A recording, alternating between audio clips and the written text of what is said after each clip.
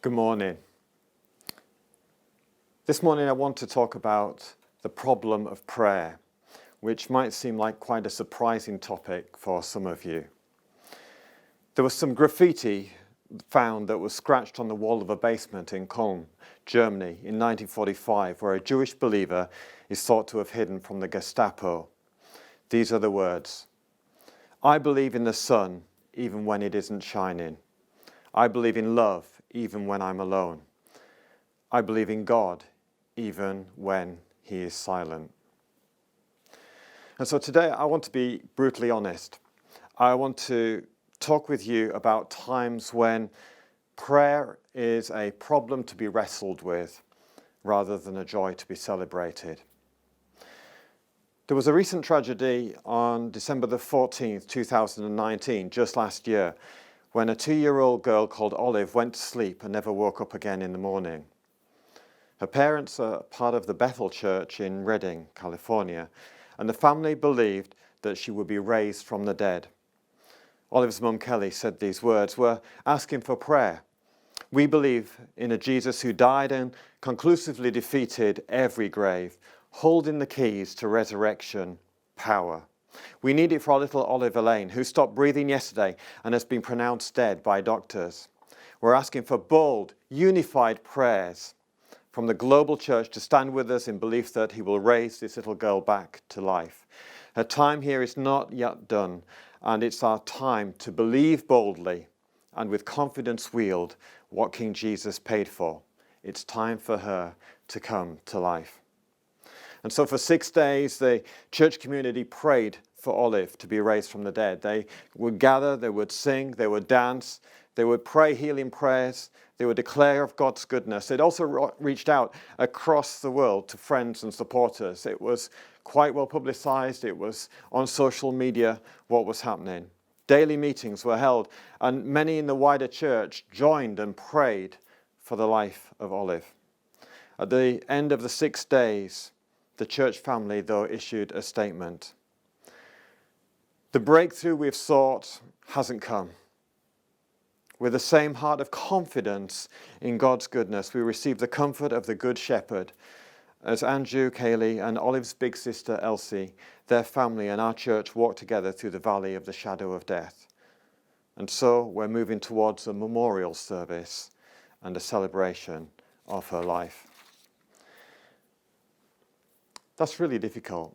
And you see, the reality of our experience is that sometimes prayer leads to glorious breakthrough. I believe in that. We have had recent examples of dramatic healings, breakthroughs, as we've been praying as a church.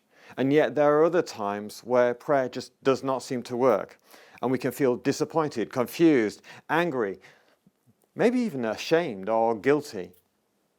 I believe this morning we can be so honest about how we feel, but also encouraged.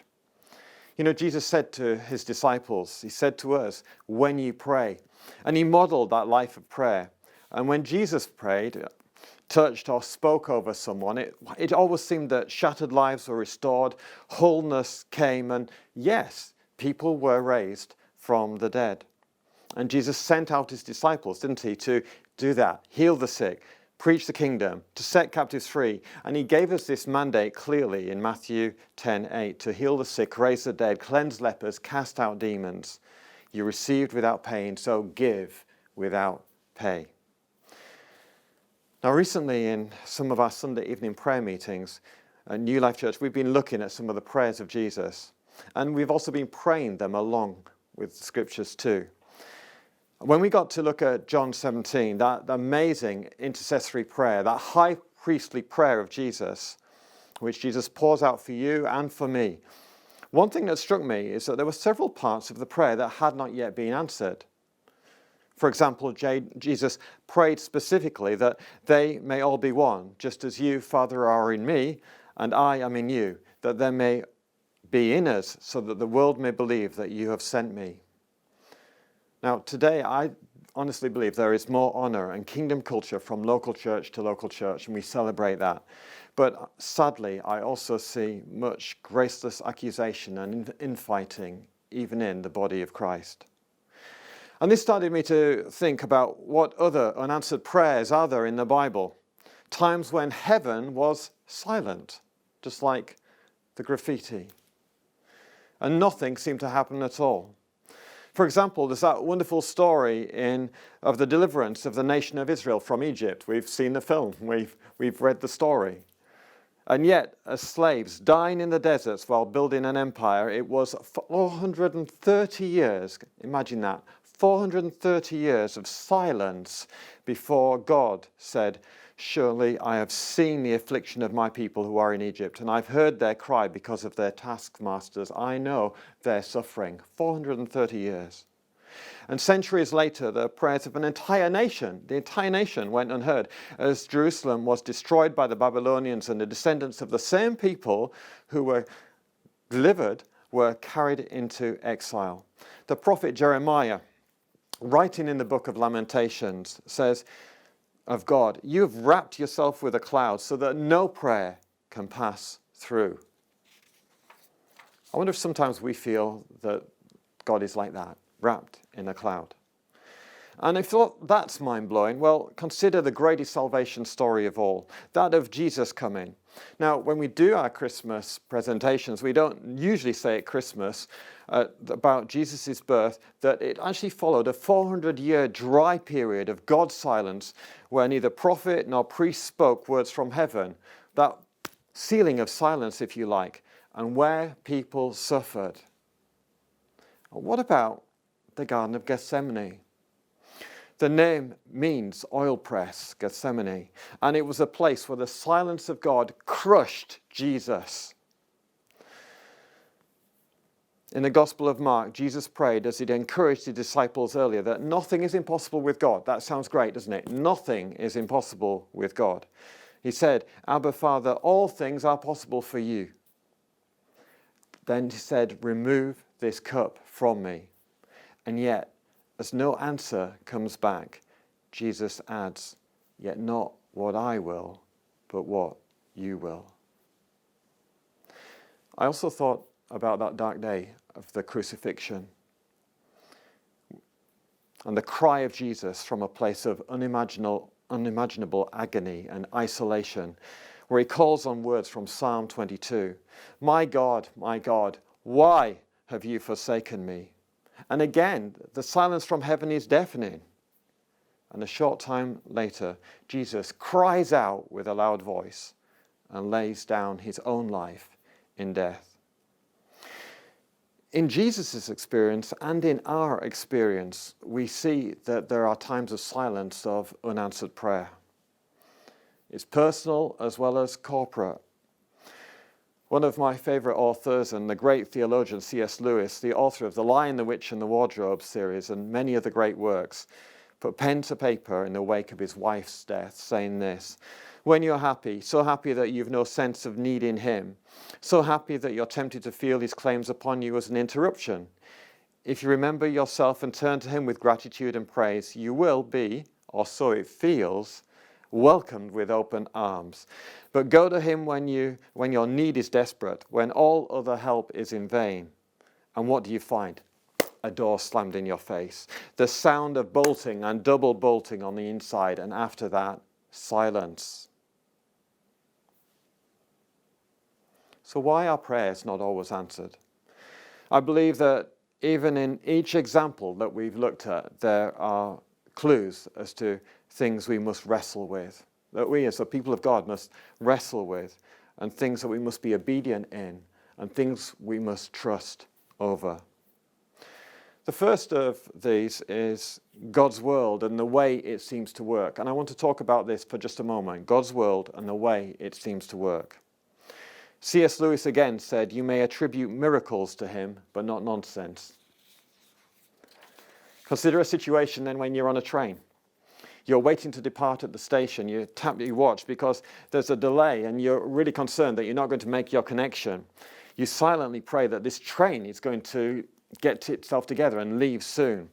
After 10 more frustrating minutes, another passenger runs down the platform, jumps on the train just as the doors shut and as you pull out of the station.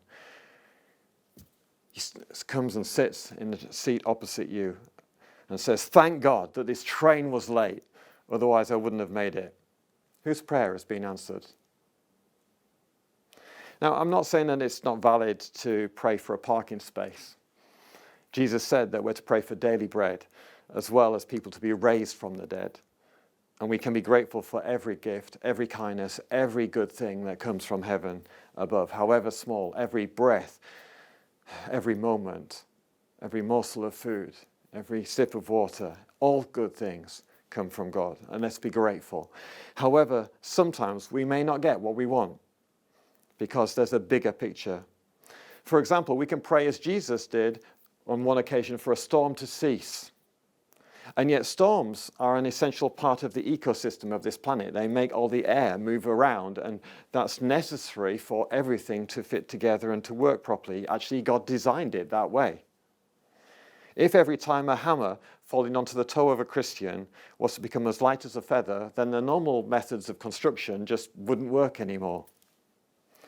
The world, too, has become subject to futility and bondage to corruption, as it says in Romans 8:19.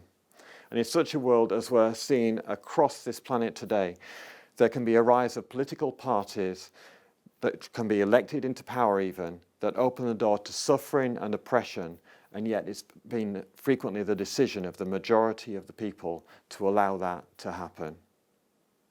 Now, I believe in answered prayer. I believe that God does miracles with all of my heart and calls us clearly to do the same. But there's another comment by C.S. Lewis that is painful to me. He says, God can and does on occasions modify the behavior of matter and produce what we call miracles. It's part of the Christian faith. But the very conception of a common and therefore stable world demands that these occasions be extremely rare. Why I don't like that is because I passionately and personally want to see every person healed, every marriage restored, every dead child raised to life, everything put right. And yet sometimes it isn't so. I'm not God. And in our cotton wool shielded, high life expectation, entitled world, it was Jesus himself who reminded us that each day has enough trouble of its own. And that we can expect hate, persecution, and suffering alongside our calling. Remember that Jesus spoke those words in a world where chloroform didn't exist, neither did antibiotics, and the life expectancy, which we expect is really high now, then was about 40 years. Now, before we stick that verse about trouble onto our fridge and start praying for hard times to happen, I want to suggest a key that we remember that when trouble comes, to have less outrage and much more hope. Because Jesus, who himself suffered like us, and actually far more than us, of course, predicted that it would happen and promised to be with us in the midst of it. The Apostle Paul says in a letter to Philippians that his prayer was that I may know him and the power of his resurrection. And we all go, hooray! But he goes on to say, and may share in his sufferings. I'm not hearing a cheer. Now, a last thought before we leave this section. There was a Scottish lady, Christian lady called Margaret. She was dying from throat cancer and she couldn't talk. Frequently visitors would sympathize with her, saying that, well, Margaret, you've had a hard life. It's so difficult. How hard this must be for you. Now, Margaret was a woman of faith, and she couldn't talk, but she wrote out on a piece of paper her response to such comments. And she presented this to people on multiple occasions with a twinkle in her eye. On the paper it said, this is not the worst thing to happen. Cancer is so limited. It cannot cripple love, shatter hope, corrode faith, eat away peace, destroy confidence, kill friendship, shut out memories, silence courage, quench the spirit, or lessen the power of Jesus. What a statement. And the second clue, I think, is in this. Secondly, our prayers may not be answered because of God's will. This is a big topic. See, when Jesus taught us to pray, we go through what is commonly called the Lord's Prayer, and it's all so good, isn't it? Our Father who art in heaven, hallowed be your name. And then we get to your will be done. And the problem with that, if there is a problem, is this. We must therefore know what is the will of God, to be praying it in the right way. What is the will of God? And it's easy to assume what God's will is, isn't it, in a situation. Ruth Graham, the wife of the very famous Billy Graham, the evangelist, said, "God's not always answered my prayers. If he had, I would have married the wrong man several times." And I find it fascinating to note in the Gospels that Jesus doesn't do or say anything of his own accord. Fascinating. But only what he sees the Father doing. There are times when Jesus healed all who were sick, so in Luke 4:40.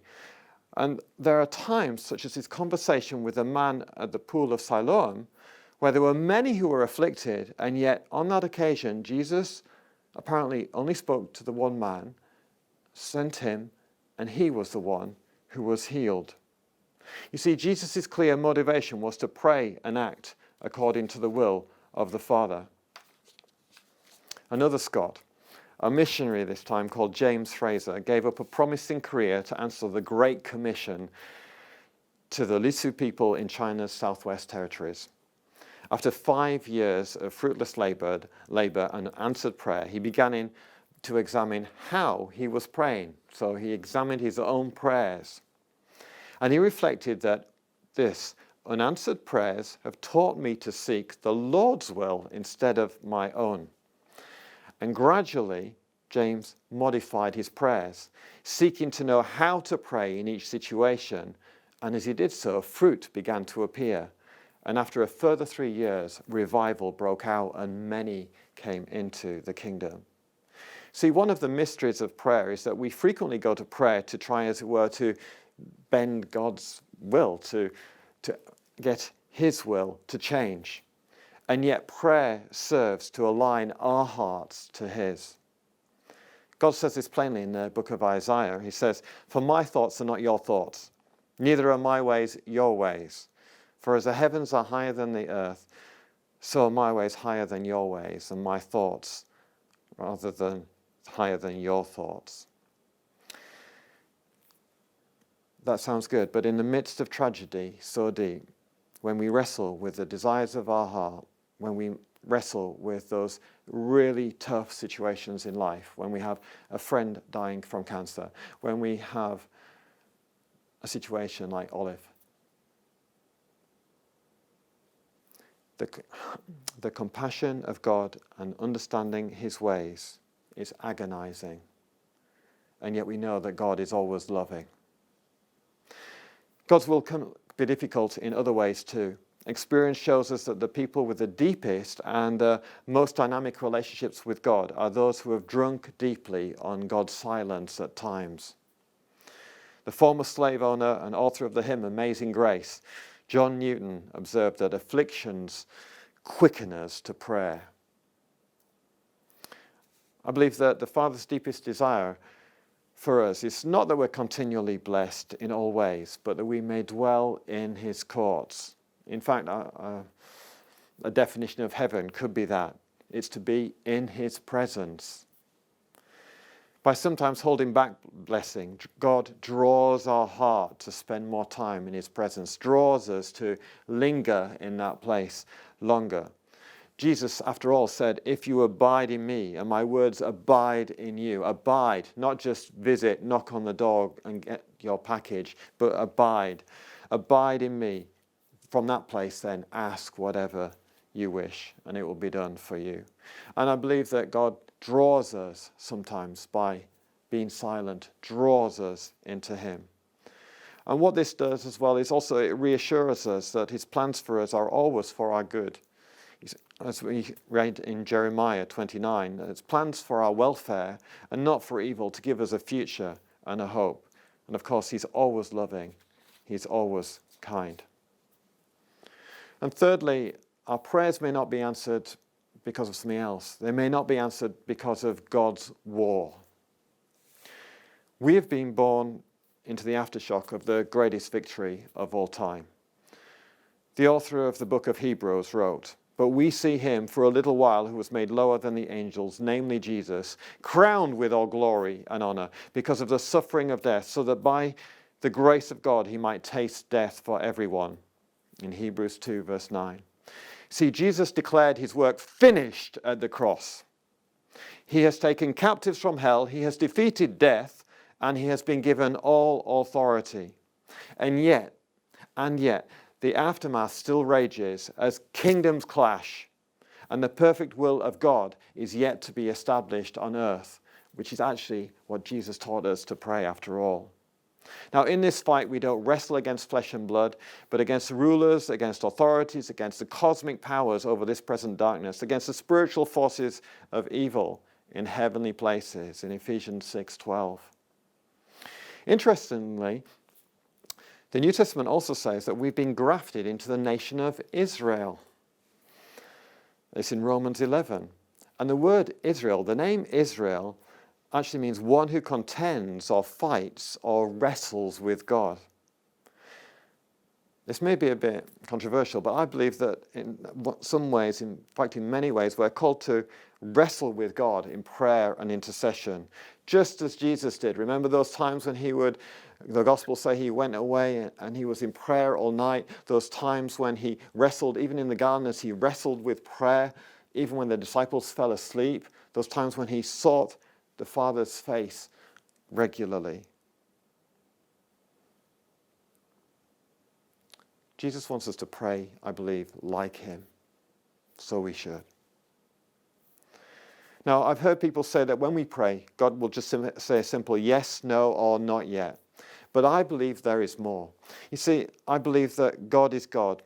Even though he is God, his will is resisted. The prophet Daniel prayed and his prayer was heard, but the angel bringing the message to him and the response from heaven was delayed for several days by a demonic power. And when a girl is raped, when a child is trafficked, when murder is committed, this is not the will of God. This is not the will of God. Don't let anyone tell you that that is the will of God. We say, we're called to pray, let your kingdom come and let your will be done. And in this battle, you and I are called to seek his will, to pray with the authority and the victory that he won at the cross when he said it is finished, and to see his kingdom established. So we're going to pray for the persecuted church. We're going to pray for people to come to know Jesus. We're going to pray for the sick to be healed. We're going to pray and declare healing for the oppressed, for trafficking to cease, for righteousness and justice to come. I just want to say three things shortly in conclusion. Just three takeaways, if you like, from this to remember as we wrestle in prayer. The first is, God is with us. Pete Greig, the founder of the 24/7 prayer movement, said, God's silence is not the same as God's absence. That's so important. I just want to say it again. God's silence is not the same as God's absence.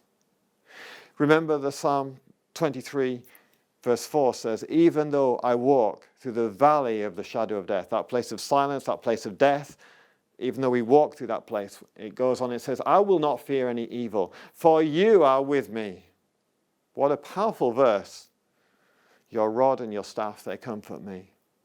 So God will often answer the question of, where are you in this situation, rather than our go-to question of, why did this happen?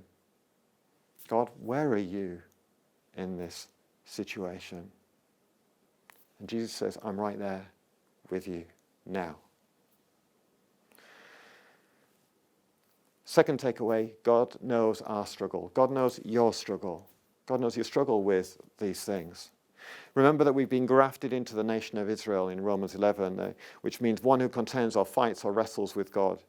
And our weakness in this area draws us actually closer to God.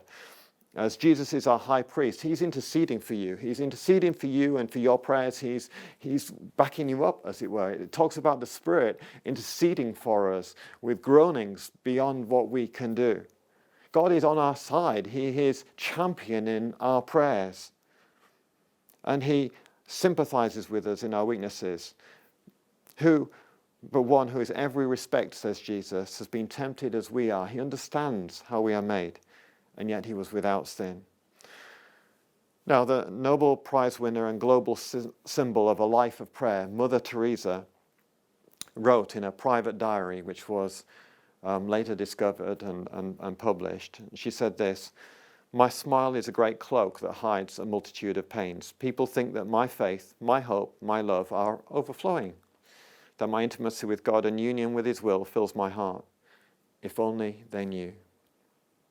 And as she went on to talk about doubts, regular doubts, of times when she struggled, on a daily basis, when she struggled to get into that place where she wrestled with God. Half of the Psalms which we celebrate in the Bible are the blues songs, or songs of sorrow and complaint. The whole of the book of Lamentations is a lament, as it would suggest. Much of Job is a series of complaints. See, in this struggle, in this wrestling with God, in this wrestling with prayer, we're in really good company. Just as Jesus did, just as the ancients did. We are, as the people of God, we're in good company. And the third takeaway is this: we can still trust. Even when we don't understand, Pete Greig says, we can still trust. I love that in some of those scriptures that I've mentioned already, there is a remarkable resilience and a power that comes through from the people of God, and a trust that comes through. For example, Job said, though he slay me, I will hope in him, yet I will argue my ways to his face. Powerful. And of course, in the book of Daniel, we have Shadrach, Meshach, and Abednego. They're about to be burned alive in a fiery furnace. And they say that to the king, that they say, the God we serve is able to deliver us from it, and he will deliver us from your majesty's hand. But even if he does not, we want you to know, your majesty, that we will not serve your gods or worship the image of gold that you have set up. What words, what courage. And let's come back to where we started. What about the parents of Olive when she wasn't raised from the dead? What was their response? With the same heart of confidence in God's goodness, we receive the comfort of the Good Shepherd. And remember Margaret's prayer. Margaret dying from throat cancer, who said, cancer is so limited. You cannot cripple love, shatter hope, eat away confidence, silence courage, quench the spirit, or lessen the power of Jesus. I believe that we have such a privilege to bring the kingdom of God on earth. And the main mechanism of that is us as a praying people. In Revelation, it talks about the bowl being filled with the prayers of the saints. And I believe that this is a thing that you were called to wrestle with, called to overcome with. Thank you. Hey YouTube, thanks so much for checking us out today. Here are 3 ways you can take a next step with us. 1, find out more about who Jesus is. 2, connecting with our community online. And 3, help continue our mission by supporting us through giving. All you need to do is click on the link in the description. We hope you're enjoying all our content, and if you want more, hit that subscribe button.